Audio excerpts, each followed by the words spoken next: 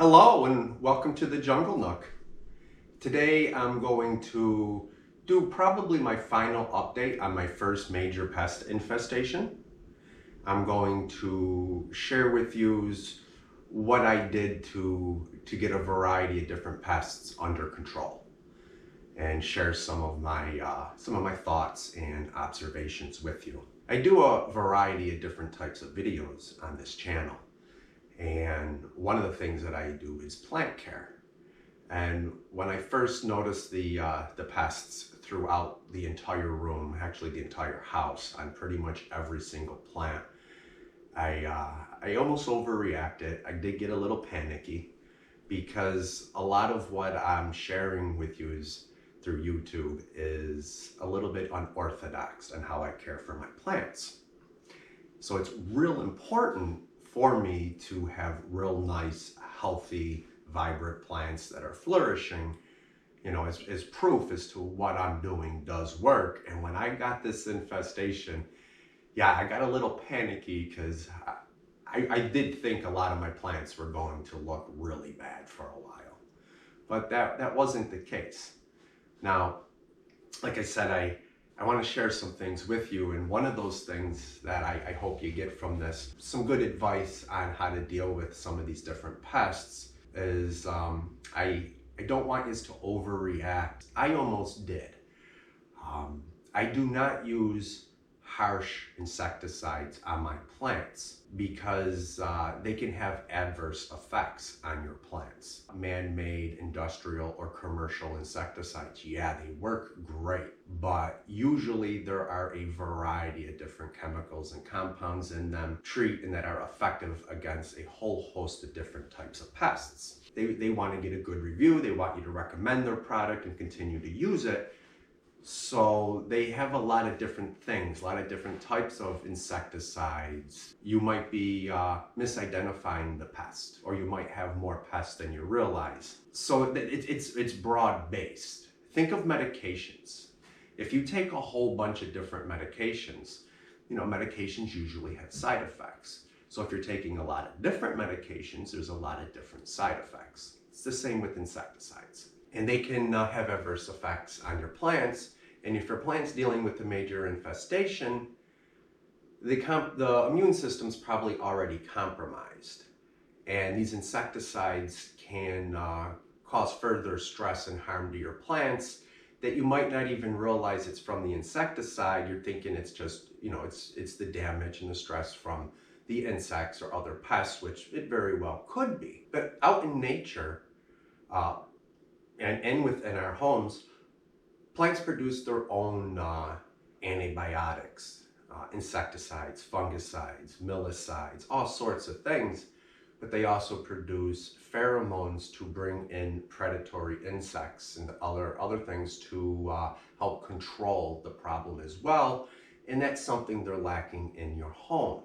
That's where wiping your plants off comes in handy, because you wiping the plant off is the same as these predatory insects coming and removing the pests right from the plants. When I first noticed the problems, which consisted of fungus gnats, thrips, white and red spider mites, I just went around and started wiping everything off with distilled water. I did that for a few weeks. That was about 2 months ago. I did that for a few weeks, and after everything had been wiped off at least once, and those plants were, after I wiped them off, I was still noticing quite a few insects on them. I did them a second time, and then I immediately sprayed everything down with neem oil and wiped everything off with neem oil. The tops, the bottom of the leaves, the stems. I even sprayed a little right onto the soil. I've said many times that neem oil is not a product to use to combat a large active infestation, because it is not an extremely effective pesticide. I don't really believe that anymore, because all I used other than water was neem oil. The thrips are gone. I have not been able to find the thrip in over a month, although I do still have spider mites on quite a few plants. The numbers are a fraction of what they were. I'm going to get more into the individual insect, their reproductive rates, their life cycles. The reason I use neem oil is because it is a 100% natural product from the neem tree. It is extracted from the seed, and it is an insecticide, fungicide, and milicide. It does kill insects, fungus, and millipedes, which makes sense that it's concentrated in the seed because that's how the plant's protecting the seed from being eaten from different types of pests, so that it has a greater chance of germinating and being able to reproduce successfully. But these are natural compounds that the tree is producing itself and doesn't have adverse effects on the plant. Plus, it's an oil. So although my spider mites, they're not an insect, and the insecticide does not kill them, when you're wiping the plant off, you're wiping off the mature mites, so they're not continuing to lay eggs. But it also coats the eggs that are still stuck on the plant, and they suffocate and die. And also any of the adults that are left, if they get coated too, they can't breathe and they die. I really do think neem oil is effective for dealing with a major infestation. I had a couple of plants with so many spider mites that were just completely encrusted with webbing. I didn't just spray down the paper towels and wipe it off. I totally saturated the plant and then wiped it off. And that's all I did to it. And those plants, the majority of those plants, I don't see any problems on them anymore. And it's been 2 months almost since I finished cleaning my leaves and then treating them with neem oil. So it's been 2 months. I haven't wiped anything down. The red mites, I still have a few of them, and their numbers are increasing. Actually, the red mite population, we're going to talk more about them. The red mite population is increasing. The white mites, totally gone off a lot of my plants, but a lot of them still have them, a fraction of the numbers, no thrips, and perhaps the neem oil helped with drying out my soil. Got rid of the fungus gnats. So yeah, I had a huge swarm of fungus gnats. And the thing about the fungus gnats is when they lay their eggs into the soil, which is where they lay their eggs, is in the soil. And they feed off of decomposing organic material. Compost or manure would be great for these guys, which I do use some of those products in some of my pots. Really what they're eating is the fungus that feeds off of compost and manure. And that's their preferred food source. But lacking that food source, they will then go after the roots of the plants. Healthy roots that will start to consume the healthy roots, causing wounds, which can allow diseases and pathogens to get into the plant through those wounds, especially pathogens, which are what causes root rot. And some of the diseases, actually the majority of the diseases and pathogens that they carry, are what seedlings are really susceptible to. The damping off, which is a fungus gnats can transfer that fungus to your seedlings, as well as other diseases that seedlings are highly susceptible to. And although it only takes about 4 weeks for the egg to hatch and to then become an adult fly and fly away, that adult fly can live for about a month, and they can lay up to 300 eggs. So you can see how you can really get quite a population very rapidly. One adult within a month or two laying 300 eggs. The ideal conditions, perfect conditions, which really perfect conditions are what the conditions are within your home. You know, it's warm. It's probably not overly humid, although they do like wet, moist soil. But the fly itself, you know, it doesn't matter if you have low humidity. And the fly, they consume water and flower nectar. So if you have a lot of sources of water and you have flowering plants, fungus gnat's going to have what it needs to be healthy and continue, laying lots of eggs, up to 300, within its life cycle. And the thrips, there's a lot of different types of thrips. I'm not sure exactly which type of thrip I had. I had one of the black varieties, and from the time they laid their eggs, which a thrip actually lays their eggs inside of the plant. They pierce the tissue and lay their eggs in the plant, usually underneath the leaves or within the stems. But if there's a flower getting ready to open up, they will lay their eggs right in the flower too. They can live for 1 to 2 months and lay hundreds of eggs. My biggest problem here though was the mites. Now, I have white and red mites. I am fairly confident I have the 2-spotted white mite, and I also have red mites. Now, there's different types of mites, including the red ones. The red ones, there can be red mites that feed on the plant, but there's also red mites that will feed off of thrips, other mites, eggs, and even other insects. Now, the red and white mites that feed on your plants, with the conditions in most homes, they're only going to take about 1 week. The eggs will take about 1 week to hatch and become an adult. And they can live for 1 to 2 months. And while they are an adult for 1 to 2 months, can lay up to 100 eggs on the plants. And they actually suck the juices right out of the plants.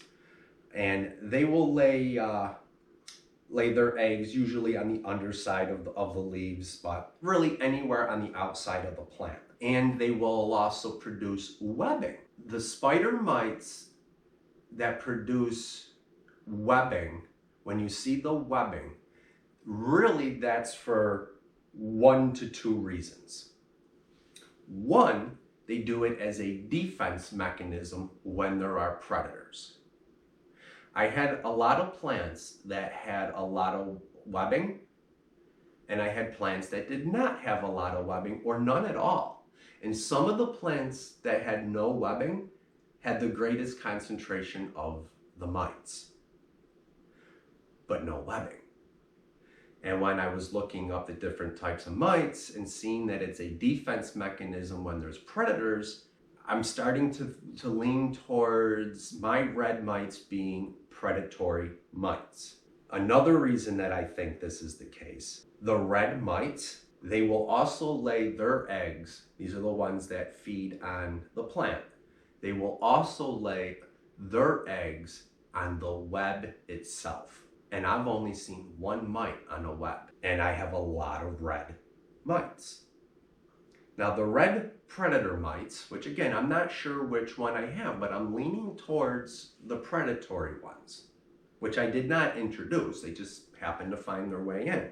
They only live for about 2 to 4 weeks, a lot shorter of a lifespan. But they still, within their lifetime, the adults will lay up to 100 eggs. They eat anywhere from 5 to 20 prey items a day. It depends on what they're eating. If they're exclusively feeding on the eggs of other insects or adult mites, they may eat up to 20. If they're eating adult thrips, they may only eat 5. It depends on how big the meal is. But they do eat between 5 to 20 prey items per day.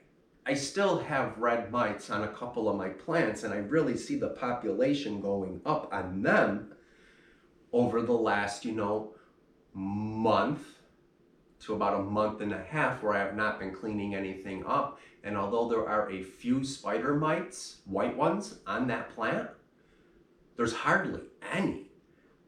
From what I'm seeing, it looks like there may actually be more red ones than white ones. Now, I can't really tell the difference, and I can't treat my plants for one species and not the other, so I'm going to be starting to wipe my plants down again and removing both.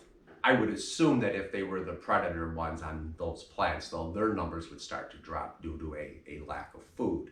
But I'm not taking the chance. I do believe this is where the majority of my problem came from with the fungus gnats, because I did put a lot of real organic material. Yes, cocoa coir and peat moss, which is what this mostly is organic, but it really doesn't break down into any kind of significant nutrients or really decompose very rapidly. But I did put manure into this pot, and my humidity level really plummeted this winter, and it dropped all the way down into the mid 20s. Low humidity is great for the mites. So I started watering it more and more heavily. The reason I was watering it so much is because you lose a lot of moisture due to evaporation. So I was trying to get the humidity level up by adding quite a bit of water to this pot. And I think that moisture, along with all that manure, you know, the microorganisms and stuff feeding on that manure is what the larva fungus gnat prefers to consume. So I just simply let this dry out, and my population really dropped. I do have other pots here.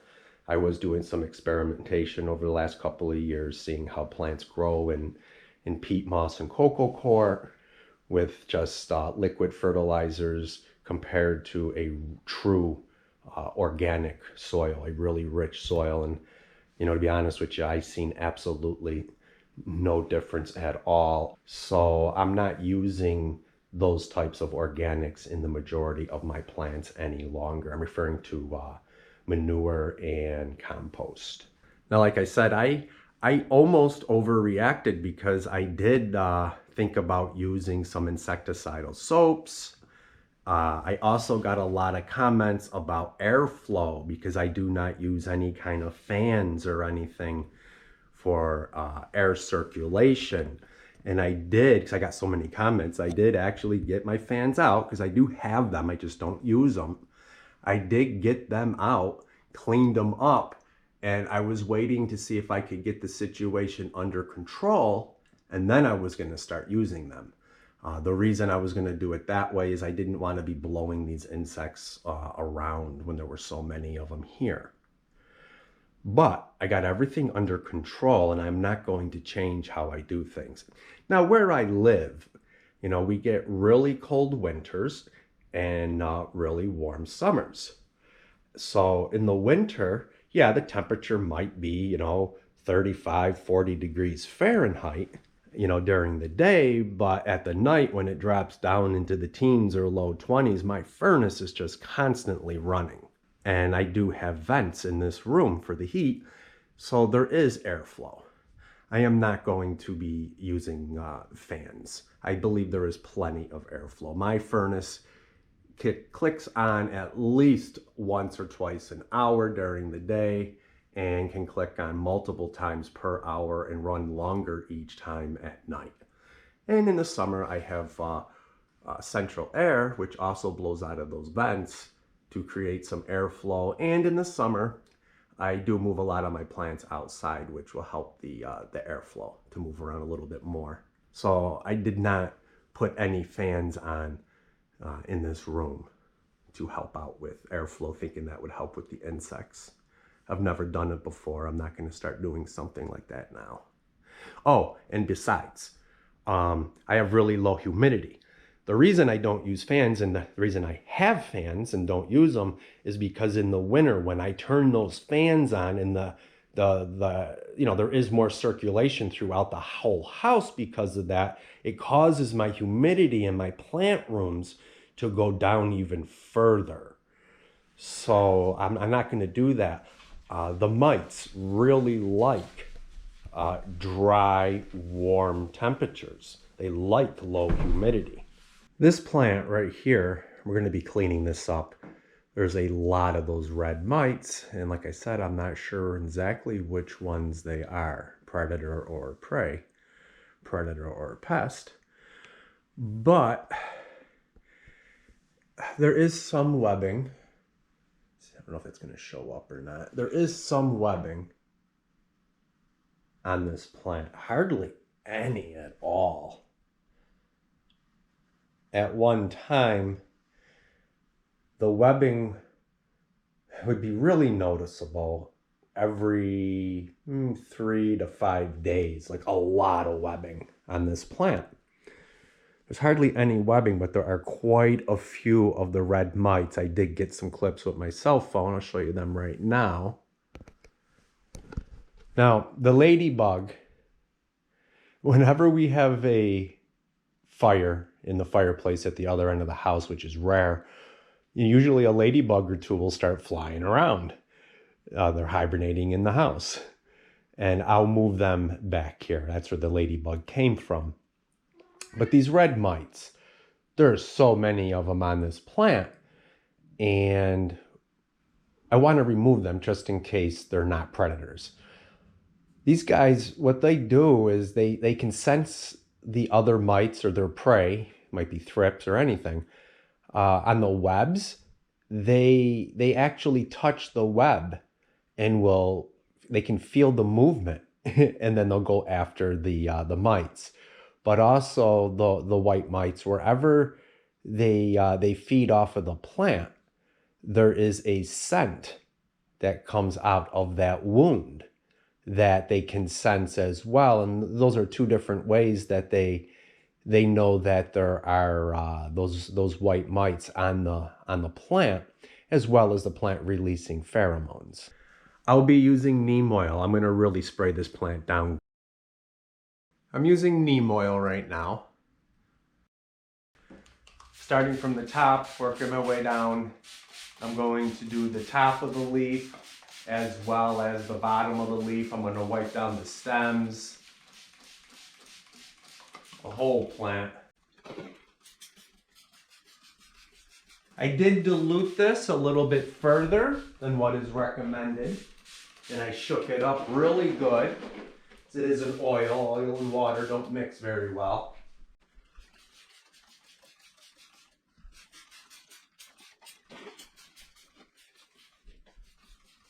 Making sure to get the edges of the leaves where the stem and the leaf meet, the entire top of the leaf, the entire bottom part of the leaf, just everywhere. Part of the reason why I don't use humidifiers is because I have such hard water, and I have to run them. I had 4 altogether, and I had to run them at their highest setting to make any kind of difference with the humidity. And because of my real hard water, a lot of calcium in it, every week it would take me well over an hour to clean the heating element off. All the calcium was on the heating element, and they would just shut off. Plus, because I had to run them on the highest setting, even though my largest humidifiers held 2 gallons of water, every day I had to top them off. The maintenance of the humidifiers, keeping them running, that was like 8 to 10 hours a month. I didn't have that much time. Would have been different if I didn't have hard water and I didn't have to keep cleaning them out. That was the big issue. I did not enjoy cleaning them up, but I have to immediately, be on top of that every time they'd stop working, because I didn't want wild fluctuations with my humidity. And your plants will become accustomed to whatever humidity you have, within reason. A lot of my plants are showing signs of affected by low humidity. A lot of my plants are starting to get brown edges and stuff, something which I never really experienced before, even with my low humidity. But this winter it went down to, it was in the 20s for so long, like the humidity. So I'm not bringing the humidifiers back out. I'm not bringing out the fans. I think going 3 years without any real problem is proof enough for me that I don't need that. And with the fans and the humidifiers, they take electric.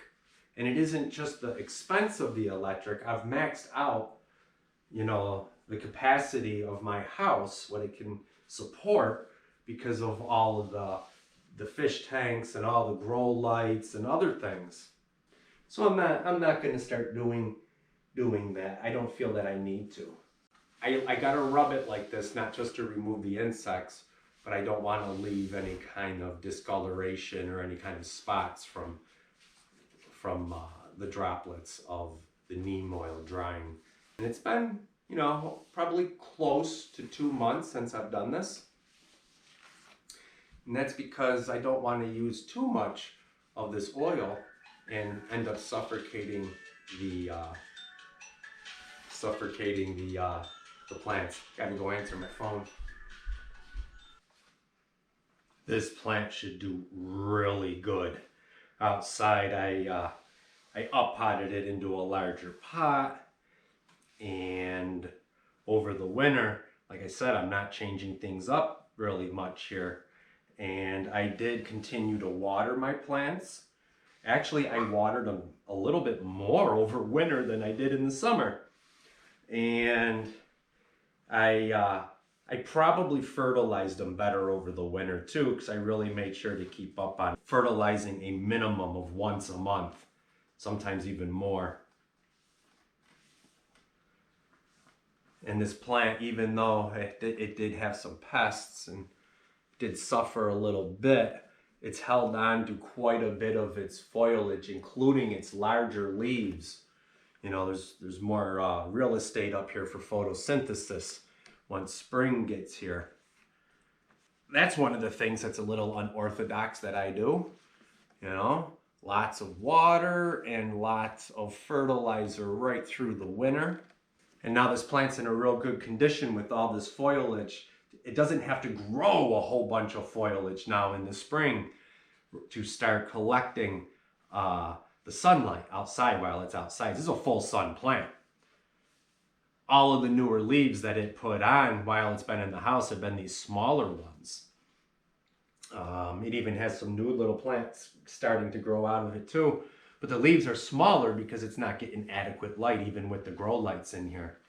But once I move it outside with the larger pot, and I know over winter that root structure has filled out the pot, it's held on to quite a few of its leaves, put out a bunch of new smaller ones.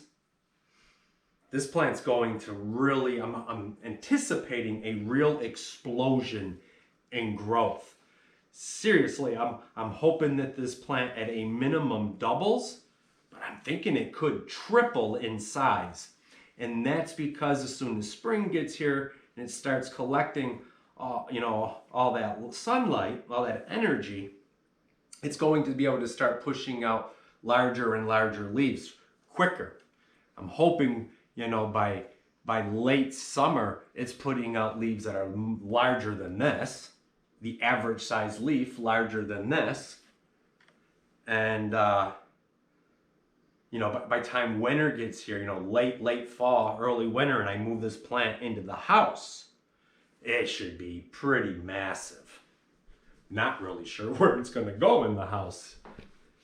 I've seen other people keep their plants in front of huge windows, in my area. The same exact type of plant. My mom and I both I bought one for my mom for Mother's Day and one for myself.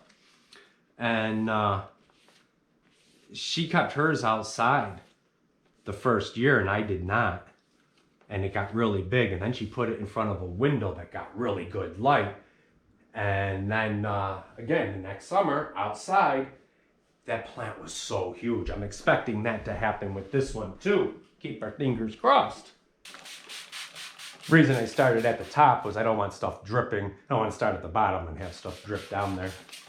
And yeah, I know stuff's dripping down onto the floor, but I'll just simply, it's an oil, it's a natural oil. I'll just wipe the floor up when I'm done. It's not bad for the floor, a hardwood floor. Now, when I click on the monetization feature for this video, YouTube's probably gonna recommend that I put 8 to 10 ad breaks in here. 8 to 10 spots for commercials. I don't do that. So my average videos, only getting about $3 to $9 for my average video. But down below in the comments, there is a link you can click on where you can make a $5 donation. And I get $4.95. So if one person leaves a donation, that's most likely going to be more than what this video is even going to make. But if you ever come across one of my videos where you really like it, or you learn something that saves you money or time, and you want to leave a donation, that would be great. And you can also leave a comment and let me know what video you were watching when you left the donation. But if people start doing that, I could put even less ad breaks in my videos and, increase the overall amount of revenue. But still, feel free to ask me questions in the comments below if you want a certain type of video that maybe I could make, or you have a question about something you've seen in the video, or maybe one of the other videos. It don't matter. You can still leave a comment. I respond to pretty much all the comments. I do respond to all the comments. I enjoy them as well. And hit that like button. So there was my in-video commercial. So the reason I think I ended up with such a problem is because I had stopped cleaning my leaves off as frequently as I was. And I also stopped polishing up the leaves with the neem oil as frequently as well. I mean, I do it. I have a lot of plants. I was doing it, but I wasn't doing it as frequently as I used to do with certain plants. The type of pests that I have, they actually enjoy lower humidity, which I had or have. And I had stopped cleaning the leaves off as frequently. I mean, I was still doing it, but I have so many plants, and if I just didn't work in a certain area, some of the plants went an extra month or two than what they normally did before getting the neem oil treatment. So all I had to do was get caught up on my normal maintenance that I really fell behind on. But if the problem comes back again, I'll just do the same process. Now, true, I'm only talking about fungus gnats, which, again, the fungus gnats, I did spray some of the neem oil into the soil of that real large pot, but I let it dry out, and I let some of my other pots that I knew had a lot of organics in there I let that dry out a little bit more than usual as well. And that's what did the fungus gnats in. The mites and the thrips, that was wiping them off. And neem oil, all the different things that it does for the plant, it gets absorbed into the plant. I've said before how it's real easy to keep up on keeping your plants, polished up and treat it with the neem oil, because it makes them look so beautiful afterwards. It's a big incentive.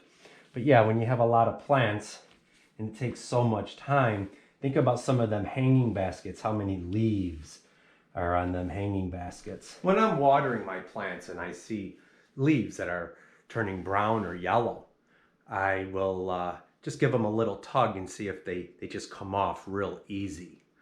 If they do, that's the perfect time to have removed that leaf, because the plant has already started to seal up that wound, or the open wound that's left will be healed much faster because the plant's ready for that leaf to come off. But sometimes if I'm going to be doing a video, I'll just cut them off even if they're not ready, just so the plants look nicer. Do be aware that I clean my plants up a little bit before videos, and I polish them up a little bit, and my plant room when I'm filming usually looks a little bit better than what it did right before I started filming. Today's no exception. I did remove some leaves, I swept the floors, I moved some stuff out of the room. Nothing wrong with spending a little bit of extra time cleaning up your plants before company comes over. Clean them up before they come over. Plants in front of windows, just turn them so that the side that was facing the windows facing into the room, that can make a huge difference. So now what I'm going to do is I'm going to inspect it with my glasses on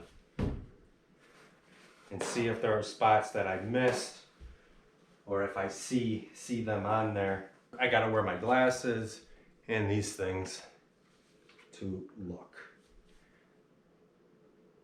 Instantly I'm seeing them. Not many, not like I was, but I was seeing probably 50 of them on each leaf. I just wiped, I think, 3 or 4 off of the top. There's 2 right there. There was some webbing and a bunch of them right here. I also seen a few white ones too. So nothing like there was before I started. I did look this plant over very thoroughly. This leaf, I can tell I just didn't wipe underneath it very well in this spot. It was a good 10 of them right here. So I am going back over it and looking, and I am finding a few. There's one. Oh, there's 3 of them right there, right next to each other. And considering how many eggs these guys can lay, it's good that I'm going back over it and just getting the individuals off. If I'm seeing them, they're mature and they're old enough and mature enough to be laying eggs. Again though, I am removing almost nothing compared to what was originally there, but this is gonna help even more. There's a fungus gnat. I do still have them, but they're not swarms. Oh, okay, so I can, let me see, I'll try to. There's about 20 of them in this one little spot underneath this leaf, so I just missed that when I was wiping. This is making a real big deal. You see how long this is taking me though. And I'm sure when I edit this, I'll be skipping ahead and stuff.